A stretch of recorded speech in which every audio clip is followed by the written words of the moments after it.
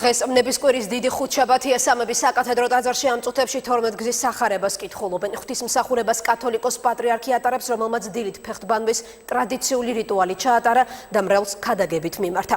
ნათია ქენქაძე იმყოფება სამებაში, ნათია ეთერში ხარ. სამების ტაძარში ამ წუთებში იკითხება მეორე სახარება, ღვთისმსახურებას სრულიად საქართველოს კათოლიკოს პატრიარქი უძღვება, იკითხება სახარებიდან ის 12 მონაკვეთი, რომელიც მაცხოვრის ვნებებს ასახავს და მრევლი ამ რიტუალს ესწრება ანთებული სანთლებით, რომელსაც შემდეგ ისინი მთელი წლის განმავლობაში ინახავენ. დღეს მთელი დღის განმავლობაში ტარდებოდა დიდი ხუთშაბათის მსახურებები ტაძრებში. სამების ტაძარში თავად პატრიარქმა ჩაატარა საზეიმო ლიტურგია და შეასრულა ფეხტბანვის რიტუალი. როგორ აღინიშნა მართლმადიდებელი ეკლესიისთვის ერთ-ერთი ყველაზე მნიშვნელოვანი დღე, შეგვიძლია ჩვენ სიუჟეტში ვნახოთ. დიდი ხუთშაბათის მთავარი რიტუალი, რომელიც ყოველ წელს სწორედ ამ დღეს სრულდება, ფეხტბანვაა. წელსაც საქართველოს კათოლიკოს პატრიარქმა სამების ტაძარში სადღესასწაულო ლიტურგიის დროს 12 სასულიერო პირს დაბანა ფეხი.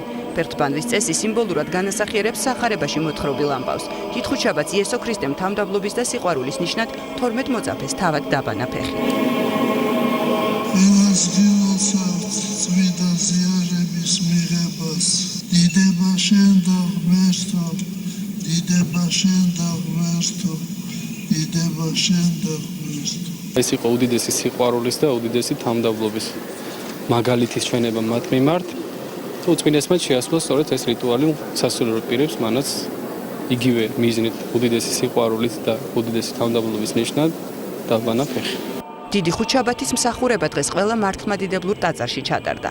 ნების შვიდეულის ამ დღეს ეკლესია საიდუმლო სერობას იხსენებს, როდესაც იესო ქრისტემ მოწაფეები პირველად აზიარა და ევქარისტიის საიდუმლო დააწესა. საიდუმლო სერობაზე სახარების მიხედვით მაცხოვარმა მიანიშნა, რომ ერთ-ერთი მოსწავლე მას გასცემდა. ეს არის ბოლო ჩვეულებრივი ადამიანური ბუნებით არსებული უფლისა, რომელმაც დაარიგა თავისი მოწაფეები, საიდუმლო სერობით მისცა უფლება, ეზიარონ მის სისხლსა და ხორცს. უფალმა მოგმადლოს თვითშეულს თავმდაბლობა, ურთიერთსიყვარული და ბედნიერი აღდგომა გაგვითენოს მთელ სამყაროს.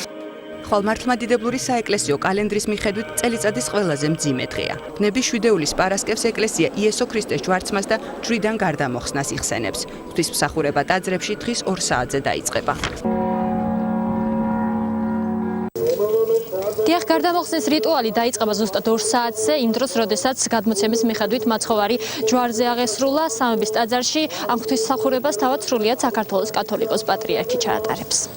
მადლობთ ნათია ქენქაძე საუბრობდა სამების საკათედრო ტაძრიდან.